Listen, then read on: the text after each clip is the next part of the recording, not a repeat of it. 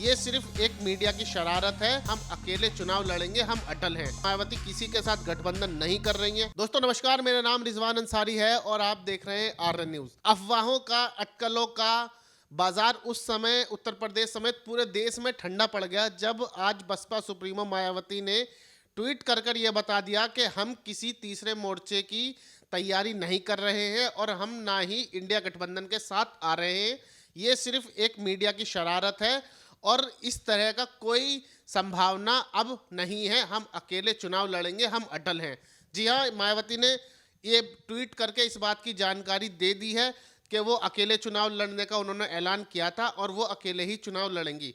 ये चुनाव इसलिए भी महत्वपूर्ण है क्योंकि ये स्पष्टीकरण मायावती का इसलिए भी महत्वपूर्ण माना जा रहा है क्योंकि पिछले एक हफ्ते से पूरे देश की मीडिया में ये बात सामने चल रही थी कि बसपा सुप्रीमो मायावती 9 तारीख को कांग्रेस के साथ इंडिया अलायंस में आने जा रही हैं और खुद सोनिया गांधी उनको इंडिया अलायंस में शामिल करेंगी। वहीं सियासी गलियारों में अफवाह ये भी थी कि प्रधानमंत्री उम्मीदवार मायावती को कांग्रेस की तरफ से बनाया जा रहा है और एक साझा उम्मीदवार प्रधानमंत्री पद का वो मायावती होने जा रही हैं।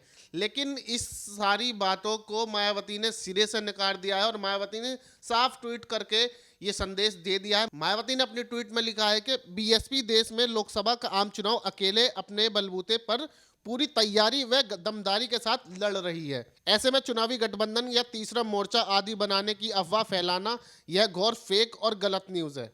आगे मायावती अपने ट्वीट में लिखती हैं कि खासकर यूपी में बीएसपी की काफ़ी मजबूती के साथ अकेले चुनाव लड़ने के कारण विरोधी लोग काफ़ी बेचैन भी हैं। बड़ी बात यह है कि मायावती ने अपने साथ साथ जो उनकी विरोधी पार्टी यानी कि सपा और तमाम जितनी भी पार्टियां हैं उन पे भी इस ट्वीट में तंज कस लिया, उनको भी इसकी जद में ले लिया कि विरोधी पार्टियां आजकल बहुत परेशान है बसपा के अकेले चुनाव लड़ने से। देखिए, विरोधी पार्टियों पर आगे तंज कसते हुए मायावती ने अपने ट्वीट में लिखा कि आए दिन किस्म किस्म की अफवाहें फैलाकर लोगों को गुमराह करने का प्रयास करते रहते हैं, किंतु बहुजन समाज पार्टी हित व बीएसपी का अकेले चुनाव लड़ने का फैसला अटल है।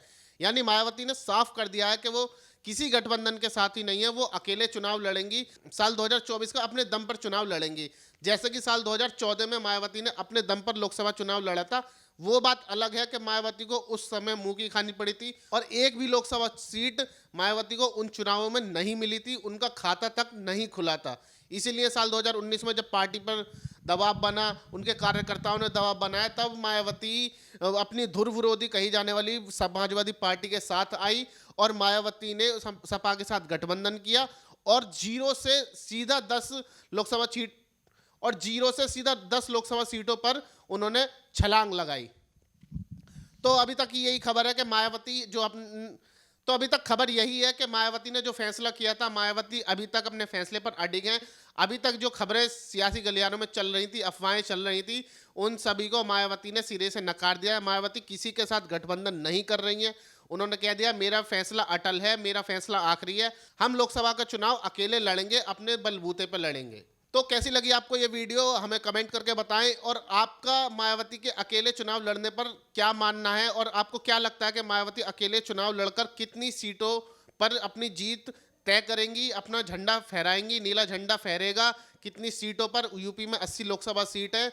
हमें ये बात कमेंट करके ज़रूर बताएं और इसी तरह की तमाम वीडियोज़ को देखने के लिए हमारे चैनल आरएन न्यूज़ को सब्सक्राइब करना बिल्कुल ना भूलें।